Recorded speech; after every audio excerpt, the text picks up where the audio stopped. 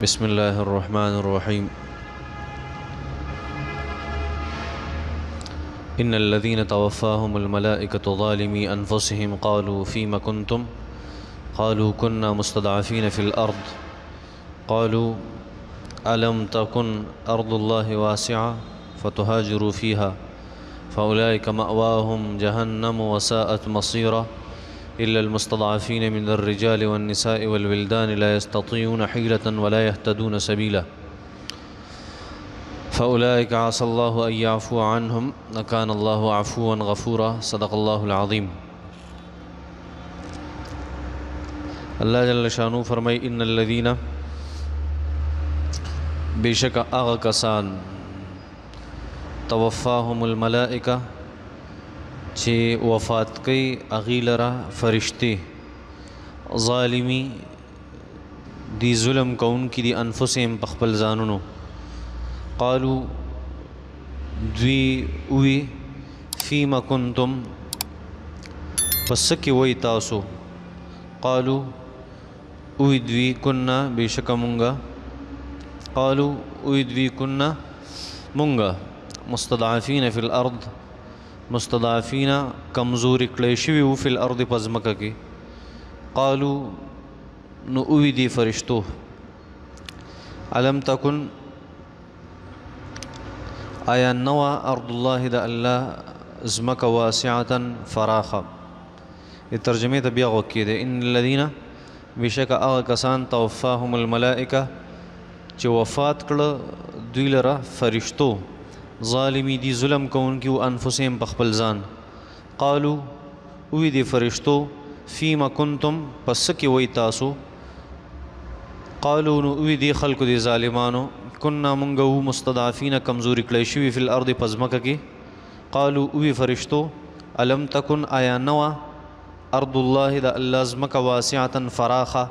فتهاجرون تاسو به هجرت کړي وې کنه فيها باغی کی فاولئک پس دغه خلق مأواهم جهنم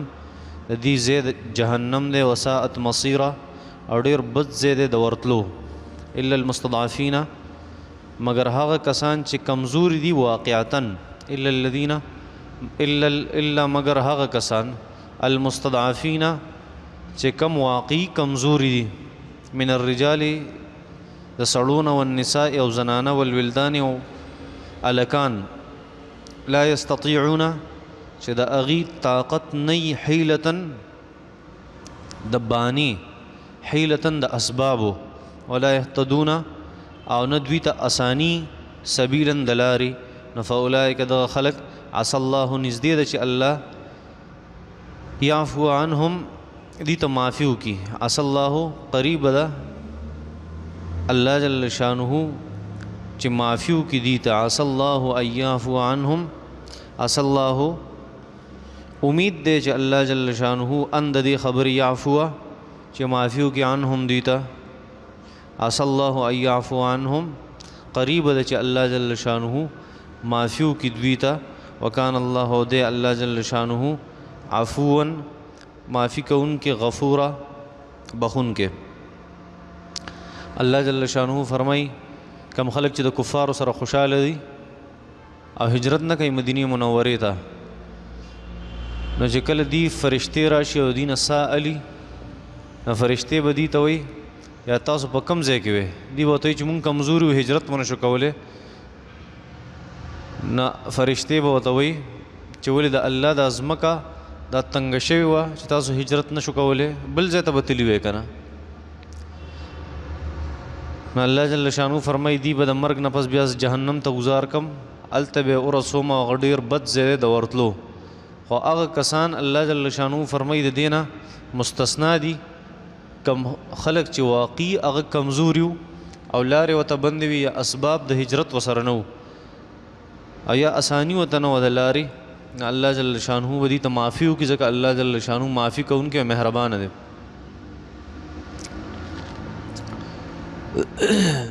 دا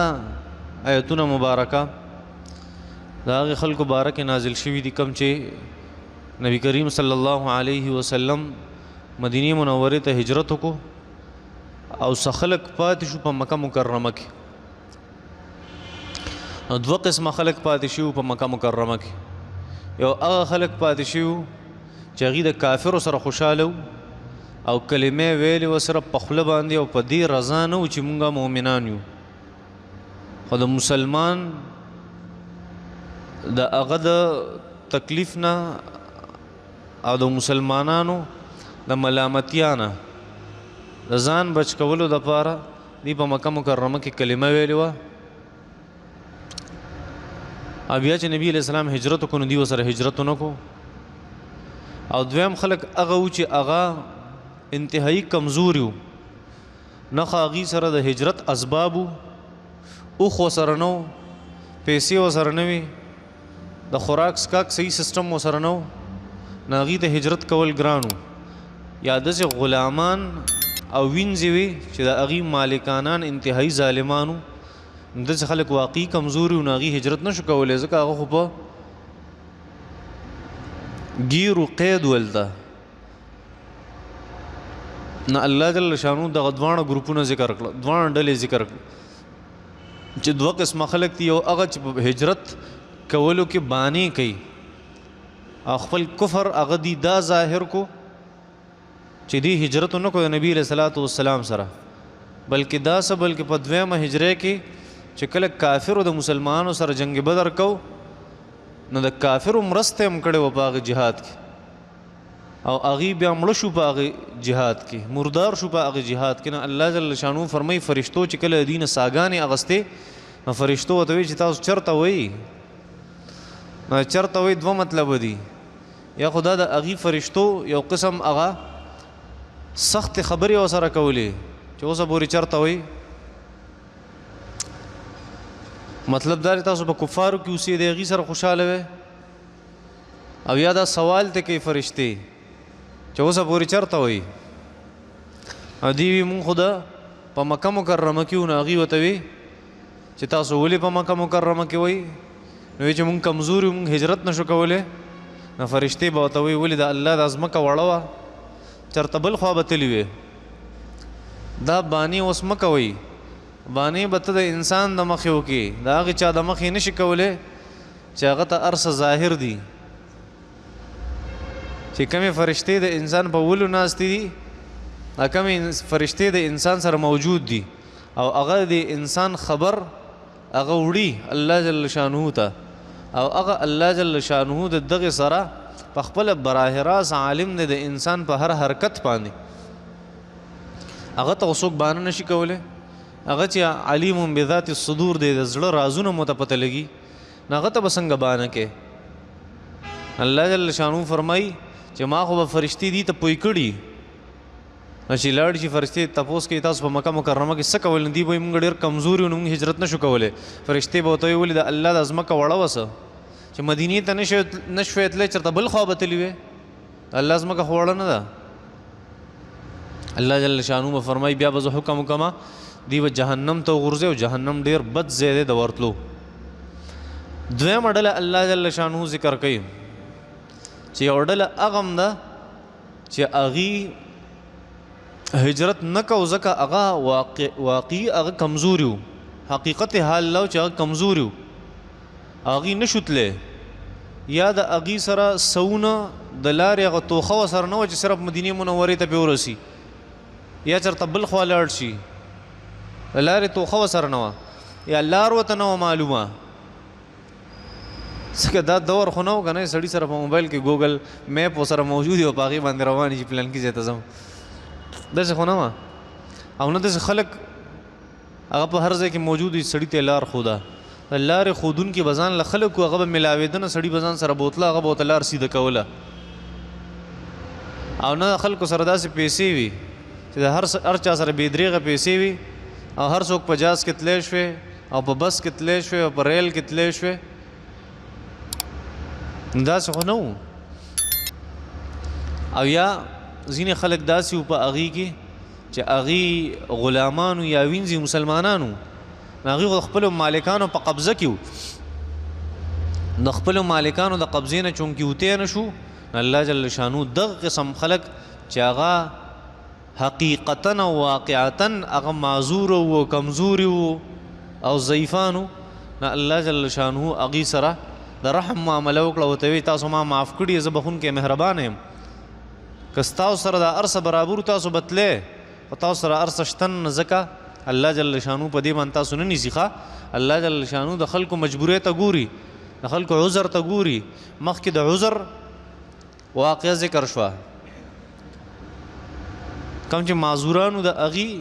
واقعه الله جل شانه ذکر کړه چې غیر اولی الضرر چې جهاد به کوئ مجاهدینو ته څوک نه رسي کم خلک چې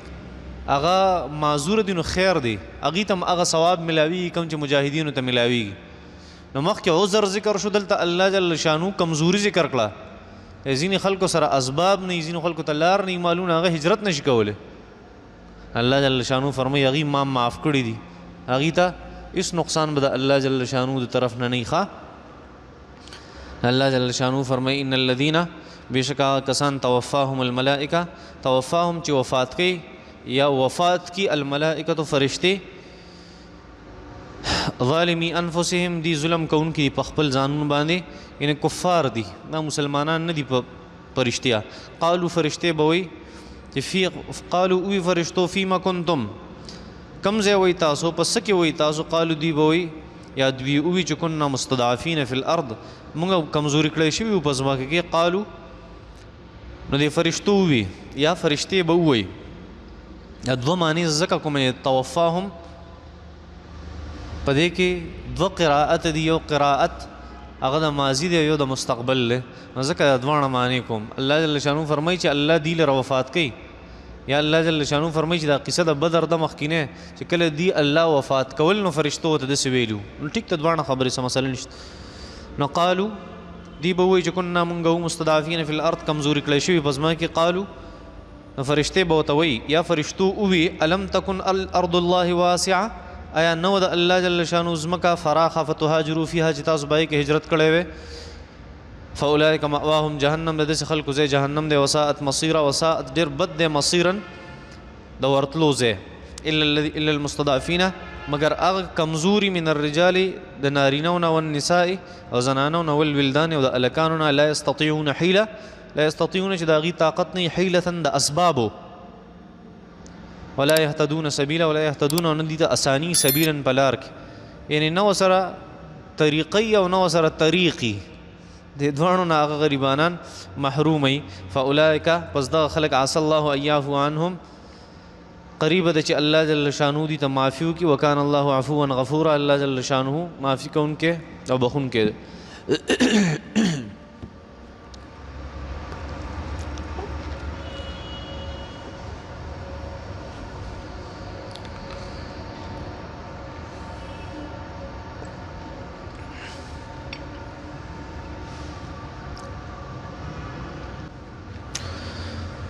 بسم الله الرحمن الرحیم ما ته یو سرکاري ګاډی میلاو شوی دی او صرف د سرکاري کارونو دپاره دی هغه د خپل ذاتي کارونو دپاره استعمالوم دا جایز دي که ناجایز دي ناروا دي سرکار چې تاله کوم ګاډی د څه دپاره درکړی دی صرف د هغې دپاره به استعمالې د هغې نه سوا کارونه به پرې نه کوې او ښه طریقه دا چې د هغې نه اجازت راواله نو کیدای شي هغې اجازت درکړي بیا استعمالوه د خپل کارونو دپاره ورنه دا د هغې څیز دی او بغیر د هغې د اجازت نه دی استعمالول ناروا دي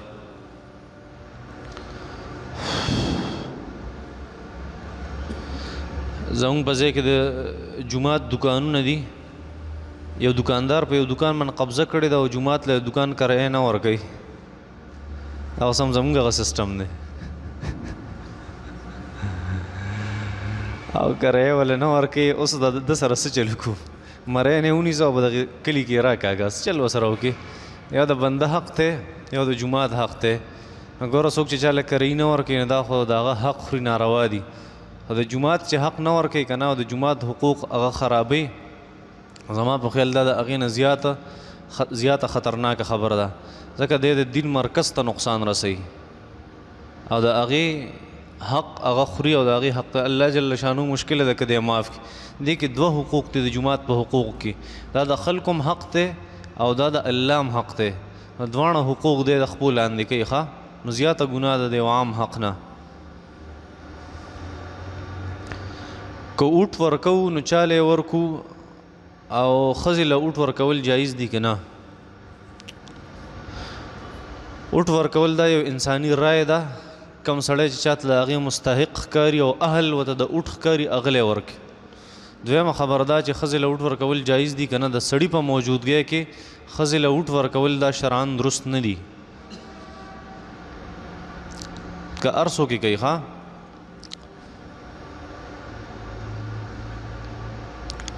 په پاکستان کې ډېرې زیاتې مستندې ادارې دي لکه سټیټ لایف وغیره، خلک په هغې کې انویسټمنټ نه کوي. او یوټیوب د هغې سره خلک معاملات کوي، حالانکه د یوټیوب هېڅ پته نه لګي چې دا څه شی دی او د دې مرکز کوم ځای کې دی، دا اداره ده او که نه ده.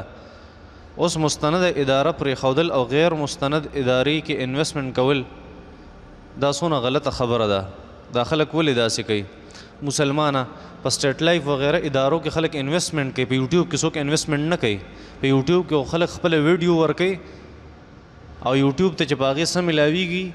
د چا چې ویډیو وي نو دل هم پکې صحیح څه ورکوي، په هغې کې څوک پیسې نه ورکوي. تاسو چېرته یوټیوبرز لیدلي دي چې هغوی د یوټیوب سره پیسې جمع کړي چې په دې باندې موږ له منافع راکوي؟ او سټیټ لایف وغیره دا ټولې ادارې اگر چې دا مستندې دي خو دې طریقې کار هغه حرام او ناروا دی. پوهېږئ په دې باندې؟ نو ټیک ته یو اداره به مستنده وي، مضبوطه اداره به وي، خو چې هغه د سود مرکز وي نو شریعت د هغې نه منع فرمایلې ده. ښه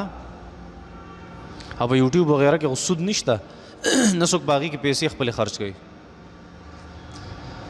د حبان نوم څه معنی ده او داسې نوم دل ټیک دی که نه؟ او ټیک دی بالکل. حبان وایي زیات محبت والا، حب محبت ته وایي، حبان زیات محبت ته وایي. د ضرورت په وخت کې د جومات نه اوبه وړل او بیا وروسته په چنده کې د هغې پیسې اچول دا جایز دي که نه؟ که اجازت ته د جومات ته متولي یا داسې امام چې هغه د جومات متولي یا هغه امام چې هغه د کمیټې مشري یا د کمیټې مشر که هغه اجازت ترکړي داسې کولی شي ګینې ناروا دي. د حیض په ورځو کې نکاح کول جایز دي که نه؟ او جایز دي. آیا عمرې کولو سره په انسان حج هم فرض کېږي؟ یا دروغ دي، خلکو پښتنو دا خبره جوړه کړې. د حج په ورځو کې چې انسان هلته یې عمره وکړي نو دله بیا دغه وله ضروري ده، حج وله ضروري دی چې هلته یي، چې هلته نه او دی یا د حج په ورځو کې نه یو عمره وکړي هلته لاړ شي. د حج په ورځو کې نه، چې د حج د ورځو نه علاوه نورې ورځې او په هغې کې عمره وکړي، په دې هېڅ حج نه فرض کېږي. د روجې نیت ته څه ټایمه پورې کېږي؟ نیت وایي د زړه ارادې ته، بس د نیمې ورځې پورې یعنې تقریبا 12 بجو نه مخکې که ده په زړه کې راغله یا بیګانې زړه کې راغلي چې زه به روژه نیسمه، بس دغه نیت ولا کافي دی. ښه 12 بجو پورې که زړه کې داسې راغله نو روژه درسته ده، ورنه نه. امام صاحب له په تنخواه کې زکات ورکولی شو که نه؟ امام صاحب له په تنخواه کې زکات نشي ورکولی. امام صاحب دی هغه دی غریب دی، مستحق دی د زکات، نو سیوایي امداد ورسره وکړه او زکات وله ورکړه. په تنخواه کې به له زکات نه ورکړي، ښه زکات د تنخواه به ځان له فنډ دي د هغې نه به تنخواه ورکړي.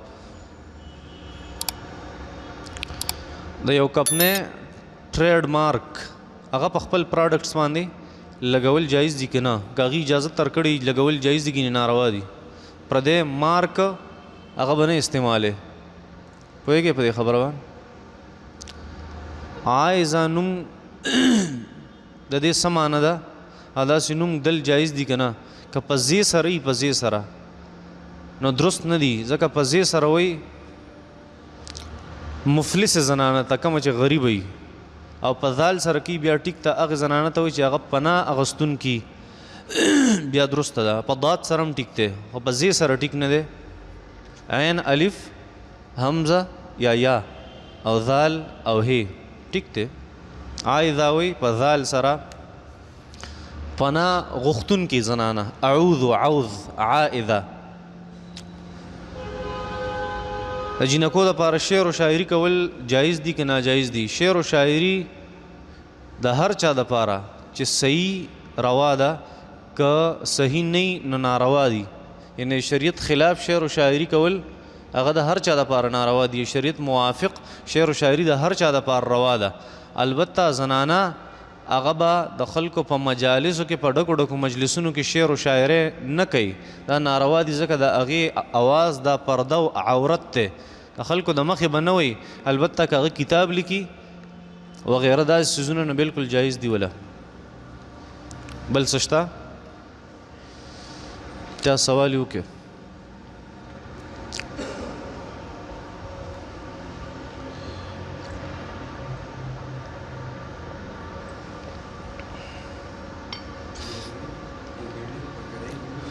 جی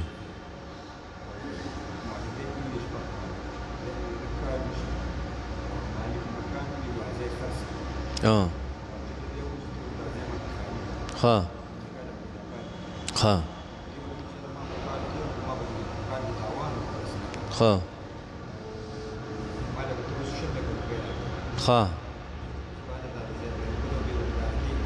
हाँ نو 100 لک روپیا خو د 100 لک روپیا خو د حق نه کیږي ځکه د غوسه نه دی ورکړي کنه تاوان یې کړی دله